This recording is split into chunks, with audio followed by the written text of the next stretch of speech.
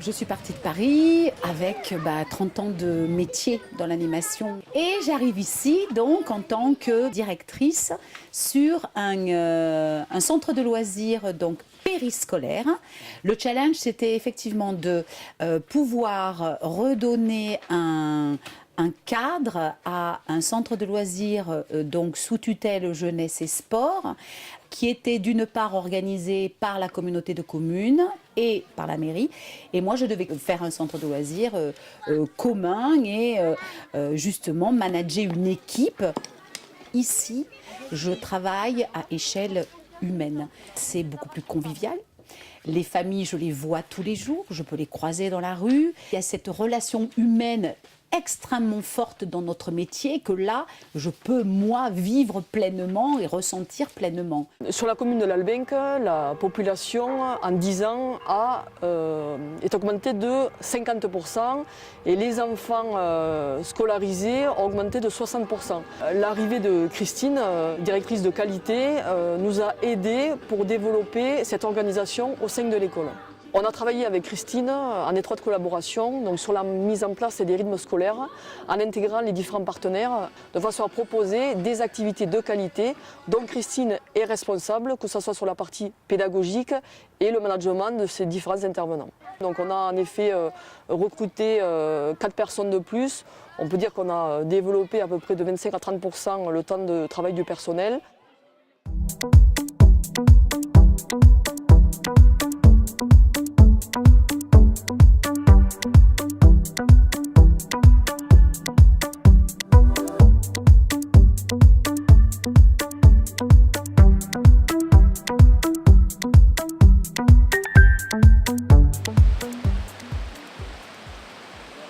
Et un vautour fauve tout là-haut, le tout petit point noir qui traverse au-dessus de la forêt, là-bas, dans le ciel. Quand je suis arrivé, la structure n'était pas ouverte, donc le travail a consisté dans un premier temps à mettre en place l'espace muséographique.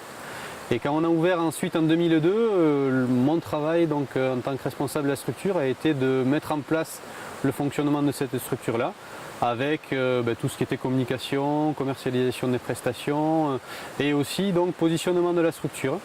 Donc on a décidé en partenariat avec le comité de pilotage de positionner la structure vraiment comme un outil sur de l'éducation à l'environnement montagnard à travers la visite de l'espace muséographique, des randonnées accompagnées. Là depuis 3 ans on a un partenariat avec EDF pour organiser des visites de la centrale hydroélectrique. On essaie de se rendre disponible auprès des collectivités territoriales proches de celles d'Orlu pour aider les municipalités ou les communautés de communes sur des projets environnementaux en général.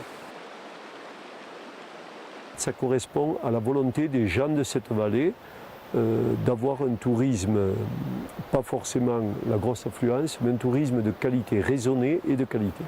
Et pour ça, il faut s'appuyer sur des animateurs de qualité, autant le responsable de l'observatoire, puis l'agent de développement que nous avons créé un emploi l'année dernière.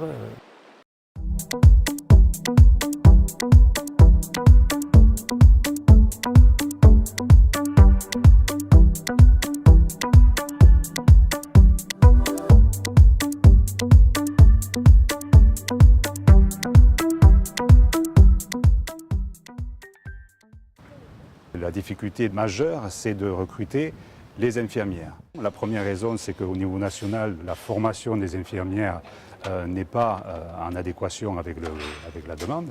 Le deuxième problème, c'est que ici, c'est une institution et on connaît le problème de l'attrait du libéral. Et ensuite, ici, le statut de la fonction publique territoriale a quelque chose de particulier, c'est qu'une personne, une infirmière qui est diplômée d'État, je dois lui demander de passer un concours en plus de ce qu'elle vient de passer comme diplôme pour pouvoir être titulaire de la fonction publique territoriale. La première des solutions, c'est d'essayer d'avoir les meilleures conditions de travail possibles. Souvent dans les institutions comme la nôtre, le personnel fait des coupures. Il vient le matin, il revient le soir. Donc on a essayé de faire des plannings où il n'y a vraiment pas de coupure. On essaie vraiment de mettre un point fort à ce que tout le personnel soit formé, proposer des formations intéressantes, mais aussi des formations qui mènent vers une promotion. Les aides-soignantes ont passé les concours d'infirmières, une a été reçue et on a mis en place des moyens de façon à ce qu'elles puissent partir en formation.